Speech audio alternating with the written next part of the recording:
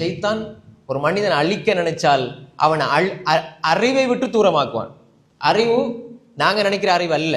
விஞ்ஞான புத்தகத்தை படிக்கணும், அந்த புத்தகத்தை படிக்கணும், ஓலவெல் பாஸ் ஆகணும், ஏலவெல் பாஸ் ஆகணும். அறிவு என்பதே ஒழுக்கம் தான். இன்று ஒரு பிள்ளை ஏலவெல்ல இவ்வளோ உயர்ந்த தர சித்தி அடைஞ்சு நல்ல யூனிவர்சிட்டி போய் நல்ல தரம வழியாக இருக்குது.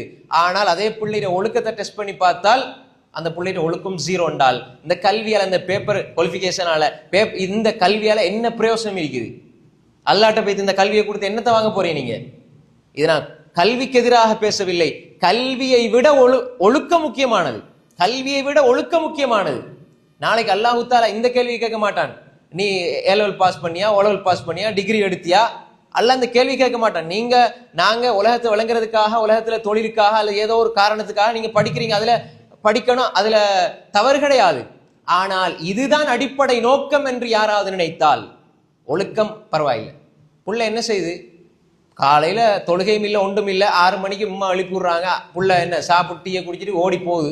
போயிட்டு திரும்ப 2-3 மணிக்கு வருது. வந்தா டயர்ட்ல தூங்குது. சுபுகம் இல்லை, லொஹரும் இல்லை. இப்படி ஒரு கல்வியை கற்றி என்ன பிரயோசனம்? அல்லாஹ் நாளைக்கு முதலாவது கியாமத்து நாளையில நீ சயின்ஸ்ல என்ன ரிசல்ட்ஸ், உனக்கு ஓலவெல் என்ன ரிசல்ட்ஸ், இதே அல்லாஹ் கேட்பான். முதலாவது நாளை மறுமையில கேட்கப்படுற எதை பத்தி அல்லாஹ் கேட்பான்? தொழுகை பத்தி. அப்ப சுபும் இல்ல, லொஹரும் இல்லை என்றால் அந்த கல்வியால் என்ன பிரயோசனம்? அப்ப எனவே அன்புக்குரிய சகோதரர்களே, நாம் தெளிவாக விளங்கிக் கொள்ள வேண்டிய அடிப்படையான அம்சம் என்னவென்றால் அல் ஜஹில், அறியாமை. ஷைத்தான் எங்களை தூரமாக்குறான். நான் தஃப்சீர் படிச்சேன், இப்ப படிக்க இயலாது. படிக்க ஷைத்தான் விடுறான் இல்ல. ஏன் இந்த குர்ஆன் தஃப்சீர்களும் இந்த ஹதீஸ்களும் மௌலைமார்களுக்கு மட்டுமா? இல்ல. அரபு மதரசாவுக்கு போனா தான் புகாரியை பெறட்டணும், முஸ்லிமை பெறட்டணும், திர்மிதி, நஸாஇ, இப்னு மாஜா, அபூ தாவூத், தாரகுத்னி, தபரானி, பைஹகி இப்படி எல்லாம் பெறட்டணும். அரபு மதரசாவுக்கு போனா தானா? அப்ப அரபு மதரசாவுல படிக்கிறவங்க மட்டுமா அல்லாஹ்வுடைய தூதருடைய ஹதீஸை படிக்கணும்? இல்ல. படிங்க.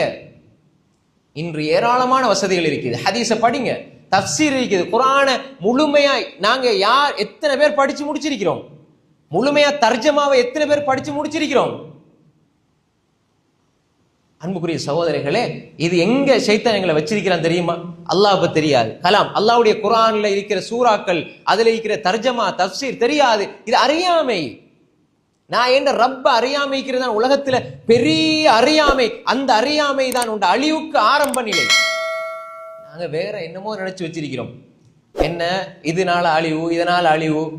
முதலாவது உண்ட உள்ளம் அது